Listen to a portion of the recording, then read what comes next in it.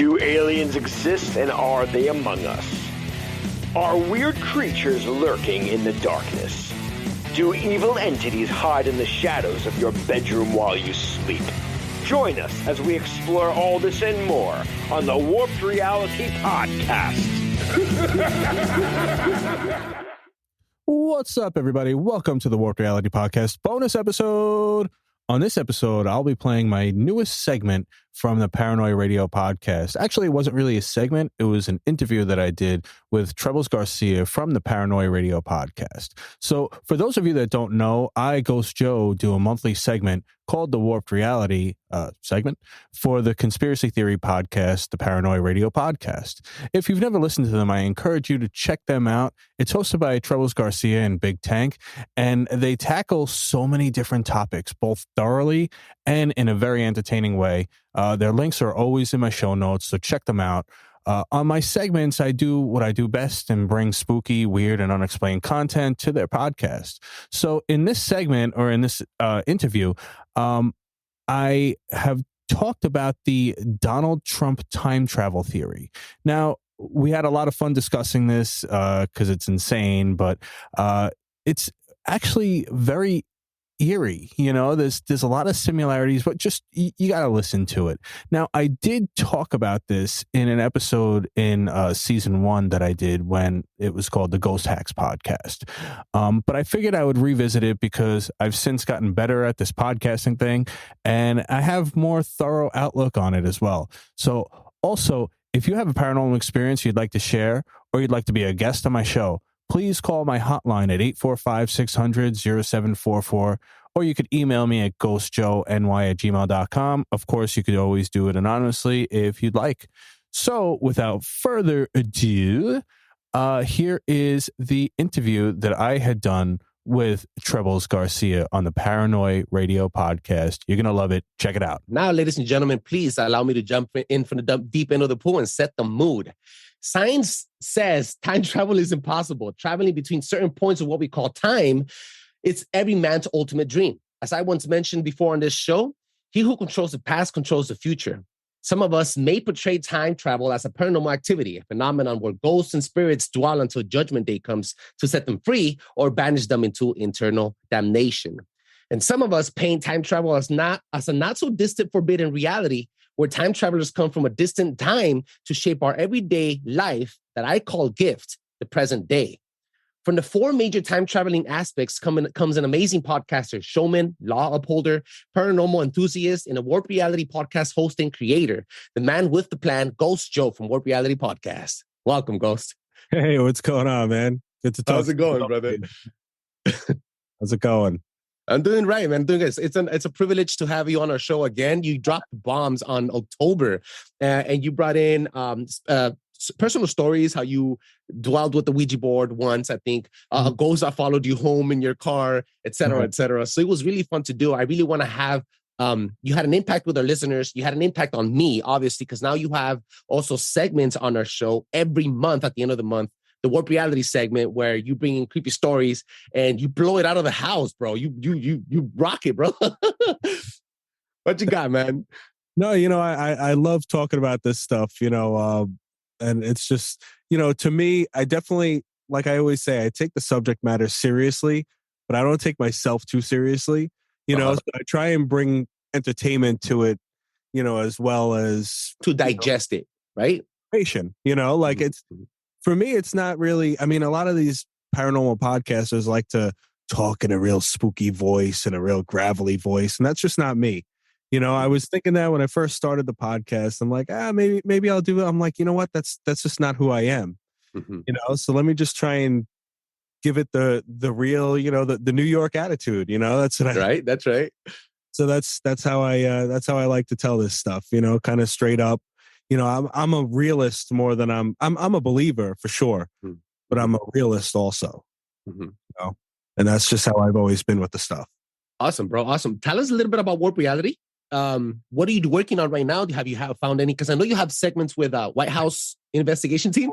I like their stories too. It's just a little hard to digest it because it's a lot of information compact in one giant episode. Yeah, no, he Chris Whitehouse of the White House investigation team. Yeah. He actually came in. I was thinking about quitting doing the whole podcasting thing because I just wasn't really getting the response that I really wanted to at the time. I had my last ditch effort was to like go online and say, hey, because my first season I had a co-host.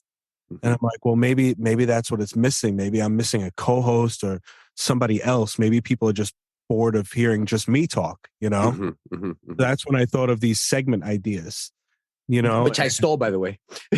That's totally fine, man. Yeah. And so Chris had actually said, well, I can't really be a co-host. He goes, but I could send you some stuff, we could kind of, because he was trying to build up his YouTube channel.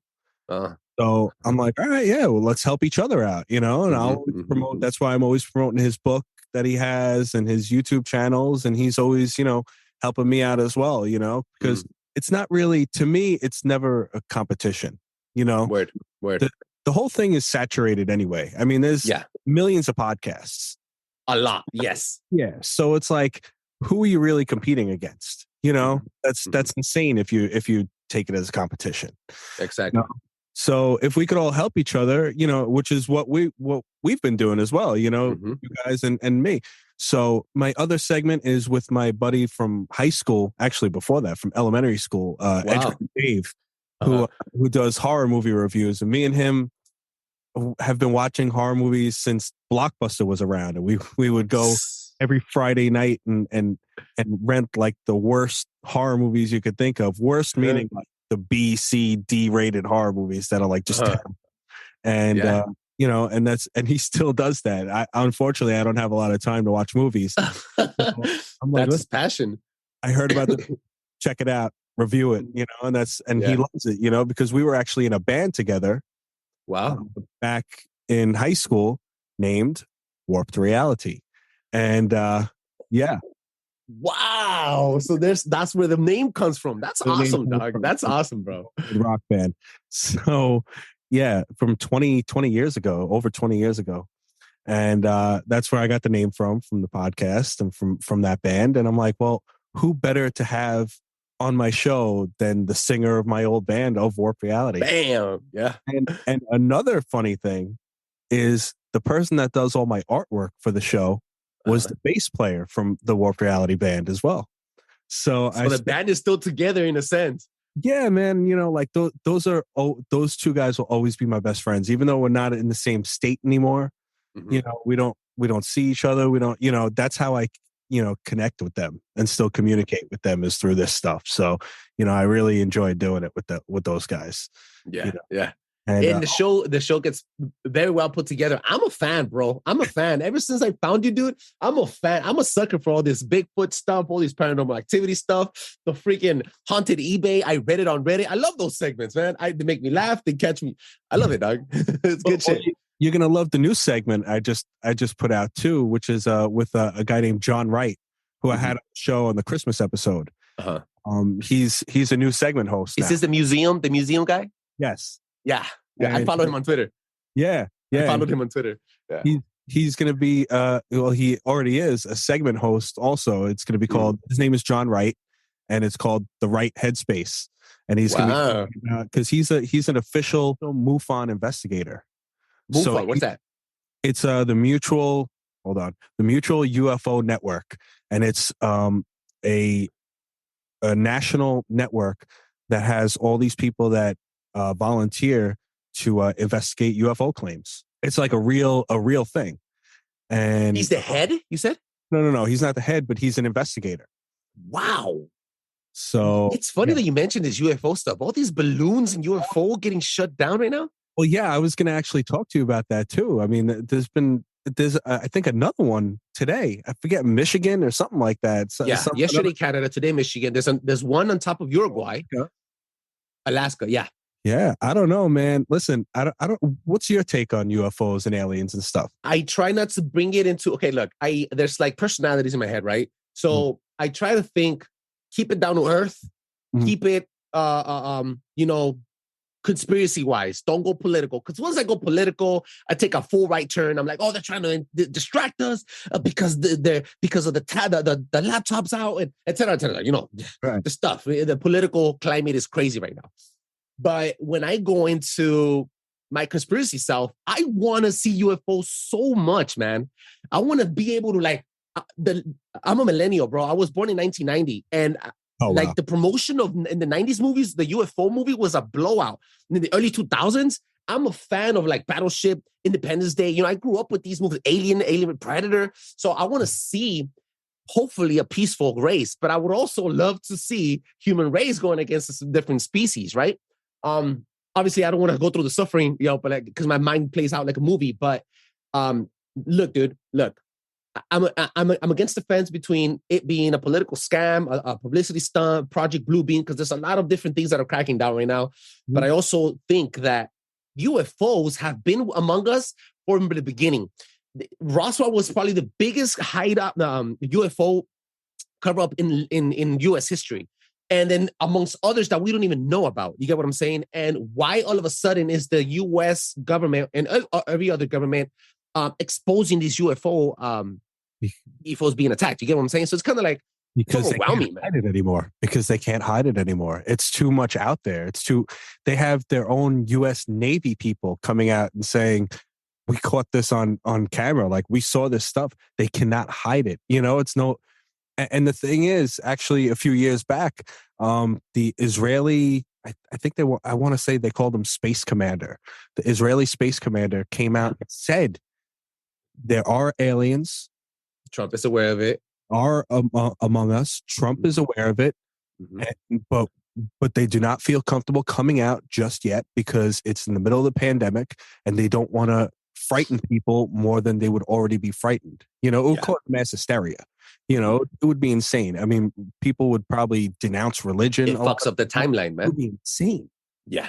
Yeah. You know, so there's a lot we're not capable. They got to think of, you know, but honestly, I feel like it's getting closer and closer, and it kind of excites me a little bit because my thing is this: if they wanted to destroy us, why would they wait for us to know about them to destroy us?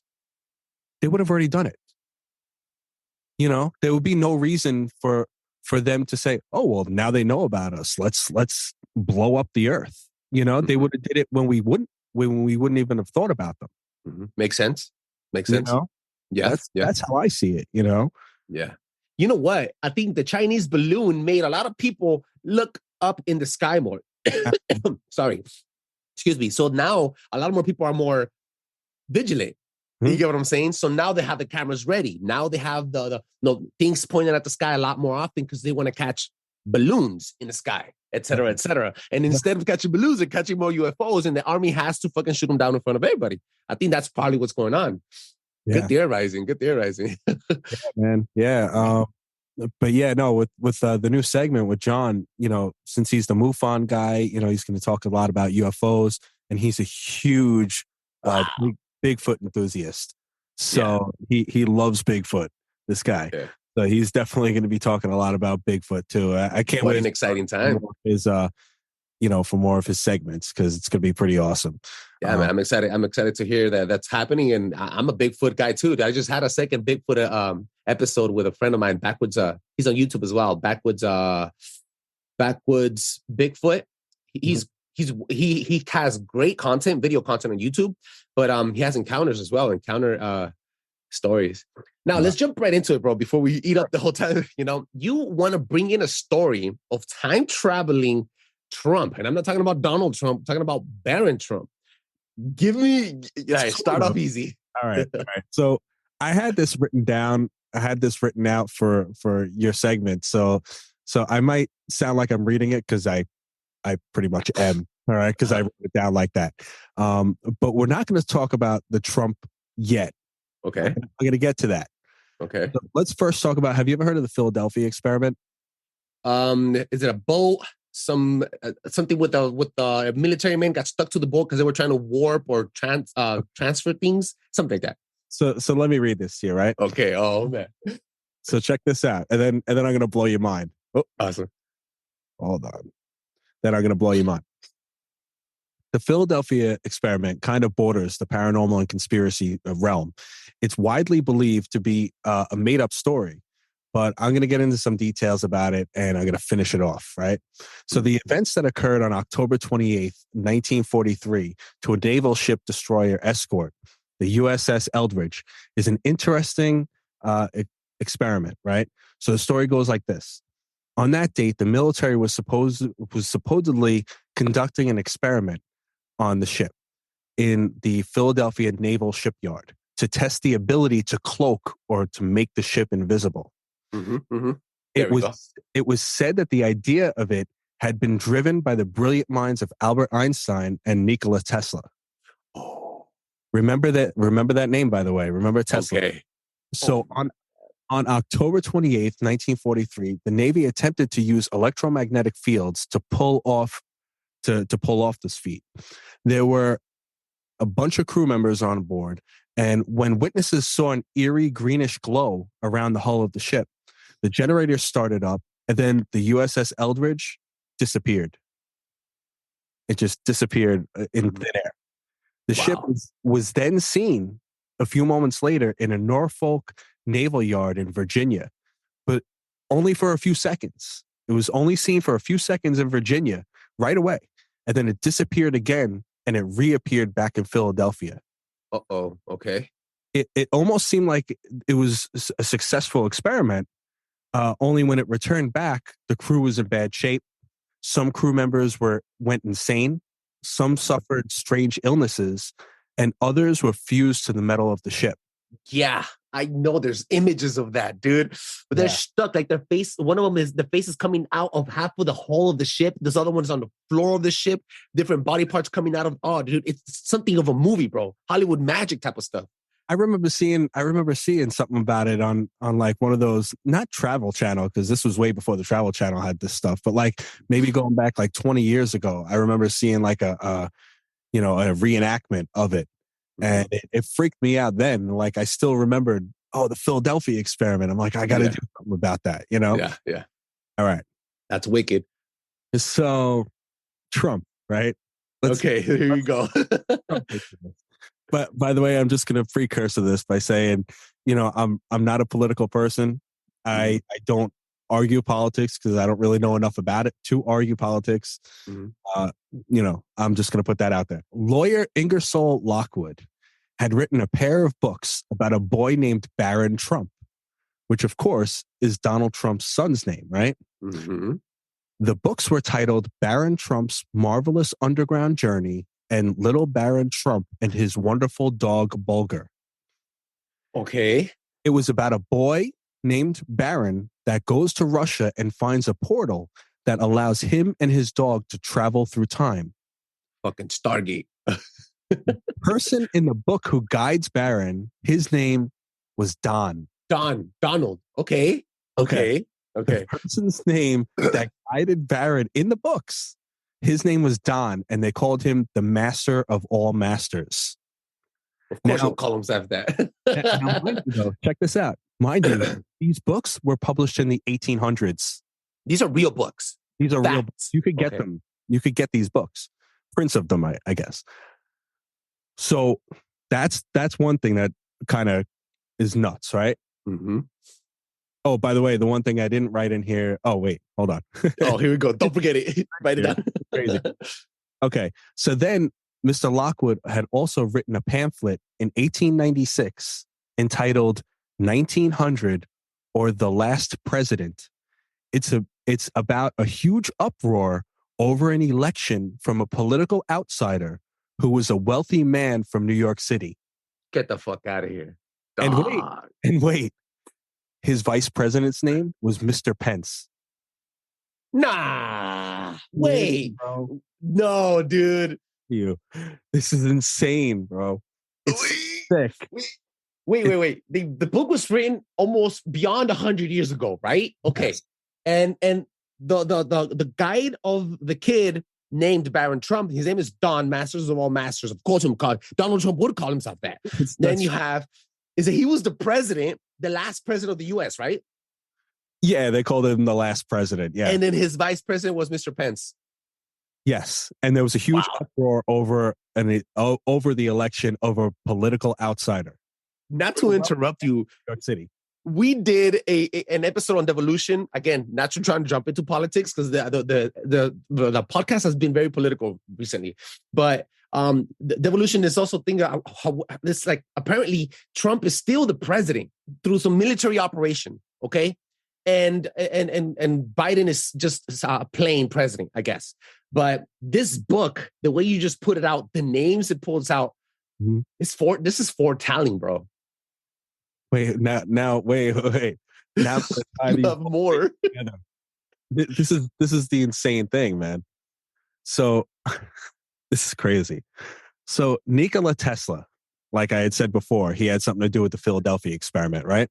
Uh-huh. He passed away at the beginning of 1943. Now, the Philadelphia experiment happened towards the end of 1943. Mm-hmm. Okay. When he had died, the government sent a very intelligent engineer to look over all of Tesla's journals to make sure that there was nothing in there that could potentially harm the government. Okay. Trump's uncle. He was one of the brightest minds in the U.S. and one of the only people that could understand Tesla's notes. His name was John Trump, and he was Donald Trump's uncle. I knew it.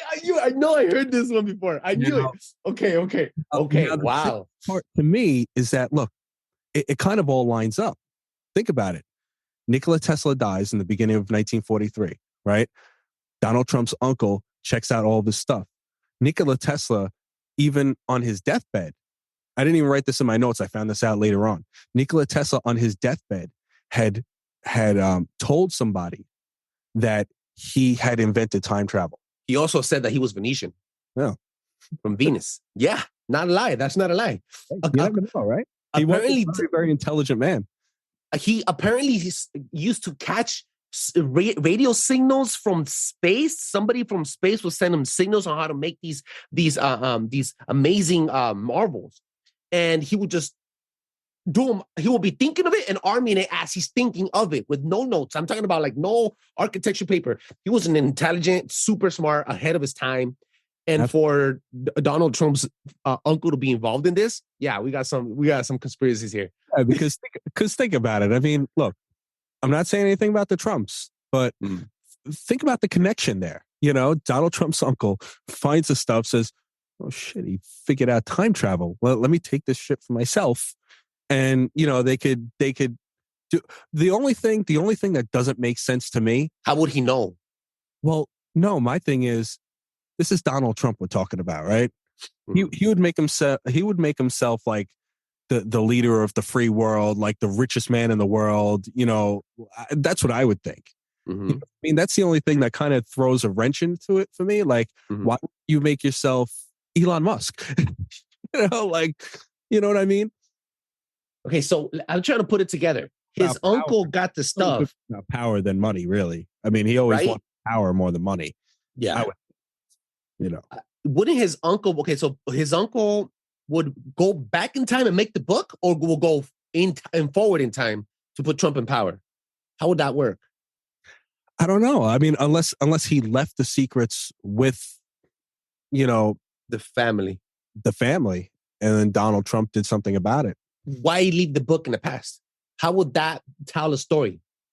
Yeah, I don't know, but there's too many weird connections to it to like kind of just dismiss it, I think. You know?